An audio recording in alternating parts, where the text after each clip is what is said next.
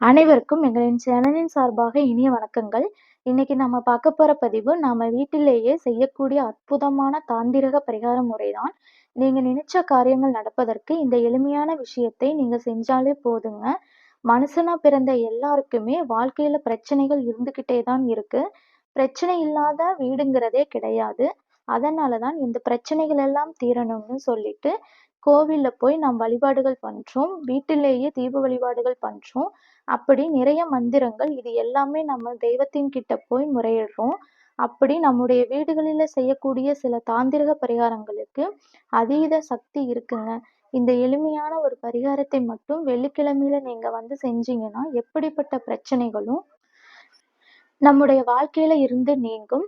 நம்ம நினைச்ச காரியங்கள் எல்லாமே நடக்கும் அப்படிங்கிற ஐதீகங்கள் இருக்குங்க. அப்படிப்பட்ட அற்புதமான தாந்திரிக பரிகார முறை தான் நாம இன்னைக்கு பார்க்க போறோம். பதிவுக்குள்ள போறதுக்கு முன்னாடி நம்முடைய சேனலை சப்ஸ்கிரைப் பண்ணாமல் பார்த்துட்டு இருக்கவங்க கண்டிப்பா சப்ஸ்கிரைப் பண்ணிக்கோங்க. அப்பதான் எங்களுடைய எல்லா பதிவுகளும் உடனுக்குடனே வரும். வாங்க இப்ப பதிவுக்குள்ள போகலாம். எந்த ஒரு பூஜைகள், வழிபாடுகள் எல்லாத்துக்கும் ஏதோ கொஞ்சமாச்சும் நம்ம செலவு பண்ண வேண்டி இருக்கும். ஆனா இந்த தாந்திரிக பரிகாரத்திற்கு எந்த ஒரு வித செலவுகளுமே கிடையாதுங்க. நம்ம வீட்டுல அடுப்படியில் இருக்கக்கூடிய 3 ஏலக்காய் மட்டும் போதும். புதுசா வாங்கணுங்கிற கட்டாயம் கூட கிடையாதுங்க. இந்த 3 ஏலக்காய் மட்டும் உங்களுடைய உள்ளங்கையில வச்சு, நம்ம சொல்லுகின்ற முறையில நீங்க வேண்டிக்கிட்டாலே போதும்.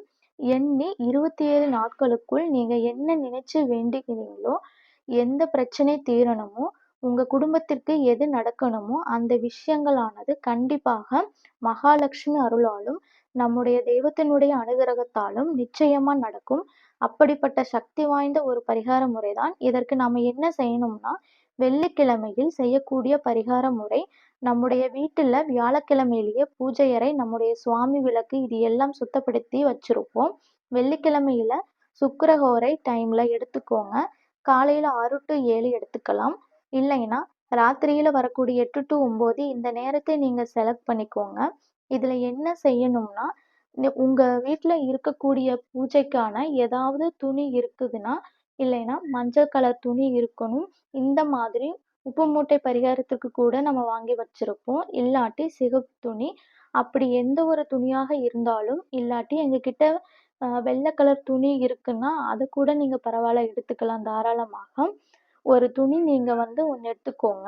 எடுத்துட்டு அந்த துணியில இந்த 3 ஏலக்காய மட்டும் எடுத்துட்டு, சின்னதான ஒரு முடிச்சு மாதிரி போட்டுக்கோங்க. இப்ப எங்ககிட்ட துணியே இல்ல அப்படிங்கிறவங்க, இந்த பரிகாரத்திற்கு நம்ம பரிகாரம் செஞ்சு முடிச்சதுக்கு அப்புறமா, சின்னதான ஒரு நியூஸ் பேப்பர்ல கூட நீங்க அத வைத்து, நீங்க தனியா கூட வச்சிரலாம். எல்லாருக்குமே தெரியும். எங்கெல்லாம் இப்படி வாசமான பொருட்கள் இருக்கோ, அந்த இடத்துல எல்லாம் லக்ஷ்மி தேவியும், மகாலட்சுமி அருளும் பரிபூரணமா நிறைந்திருக்கும் அப்படின்னு ஐதீகங்கள் இருக்குங்க. அப்படிப்பட்ட சக்தி வாய்ந்த ஒரு பொருள் தான் நமக்கு அந்த ஏலக்காய். ஏலக்காய் வாசம் எல்லாருக்குமே தெரியும். சும்மா டப்பால நம்ம போட்டு மூடி வச்சிருந்தாலும் கூட, அதோட நறுமணம் அப்படி வீட்ல ரொம்ப வாசமா இருக்கும். அப்படிப்பட்ட இந்த ஏலக்காய வச்சு, நம்ம வெள்ளிக்கிழமையில செய்யக்கூடிய ஒரு வழிமுறை தான். இந்த 3 ஏலக்காய மட்டும் சின்னதான ஒரு துணியில நீங்க இந்த சின்ன ஒரு முடிச்சு மாதிரி போட்டுக்கோங்க. உங்க வீட்டு பூஜை அறையில எந்த தீபம் ஏத்துறீங்கனாலும் பரவாயில்லைங்க. அகல் விளக்கு ஏத்தலாம், காமாட்சி விளக்கு ஏத்தலாம். உங்க வீட்ல ஏதாச்சும் ஒரு விளக்கு ஏத்தி இருப்போம் பார்த்தீங்களா? ஸோ அந்த மாதிரி விளக்கு மட்டும் ஏத்திட்டு, ஆத்மாத்மா மகாலட்சுமி தேவியையும், உங்களுடைய குலதெய்வத்தையும் நீங்க மனசுல நினைச்சுட்டு, உங்களுடைய பிரச்சனைகள் உங்களுக்கு என்ன தீரணுமோ, இல்லைன்னா எந்த விஷயங்கள் நடக்கணுமோ, நீங்கள் எது வேணாலும் வேண்டிக்கலாம். தனிப்பட்ட முறையில நமக்கு நம்முடைய கணவருக்கு, நம்முடைய குழந்தைகளுக்கும், இல்லைன்னா வெளியில சொல்ல முடியாத ஏதாவது ஒரு பிரச்சனைகளுக்கு, நல்ல ஒரு தொழில் ஆரம்பிக்க, நம்முடைய கடன் பிரச்சனைகள் தீருவதற்கும், வருமானங்கள் பெருகுவதற்கு, அப்படியெல்லாம் ஒரு ஃபேமிலில எவ்வளவோ விஷயங்கள் இருக்குங்க. அதுல ஒரே ஒரு விஷயத்தை மட்டும் தான் நம்ம வேண்டிக்கணும். அந்த ஒரு விஷயம் எது என்ன அப்படிங்கிறத நமக்கு ரொம்பவும் முக்கியமோ, அந்த விஷயத்தை நீங்க மனசுல நல்லா வேண்டிக்கிட்டு, இதற்கு எனக்கு 27 நாட்களுக்குள்ள நல்ல ஒரு தீர்வு கிடைக்கணும். எங்களுக்கு கண்டிப்பாக செஞ்சு கொடுக்கணும் அப்படின்னு சொல்லிட்டு, நல்லா கையில வச்சு வேண்டிக்கிட்டு, நம்ம திஷ்டி சுத்துவோம் பார்த்தீங்களா? ஸோ அந்த மாதிரி உங்க தலைய மட்டும் 27 முறை இடமிருந்து வலம், மற்றும் வலமிருந்து இடம். நம்ம எப்பவும் போல சுத்துற மாதிரி திருஷ்டி சுத்திட்டு, நீங்க அந்த முடிச்ச எடுத்து அப்படியே சுவாமியோட பாதத்துல வந்து ஒரு ஓரமா வச்சிருங்க. அந்த முடிச்சானது 27 நாட்களுக்கு அப்படியே உங்க சாமியோட ரூம்ல இப்படி பத்திரமா இருக்கட்டும். எப்பயெல்லாம் நம்ம வீட்ல இந்த ஒரு தீபம் ஏத்துறீங்கன்னா, ஒரு ஊதுபத்தி இல்லைன்னா வந்துட்டு நம்ம வெள்ளி, செவ்வாய்க்கிழமையில ஒரு கற்பூரம் காமிப்போம்.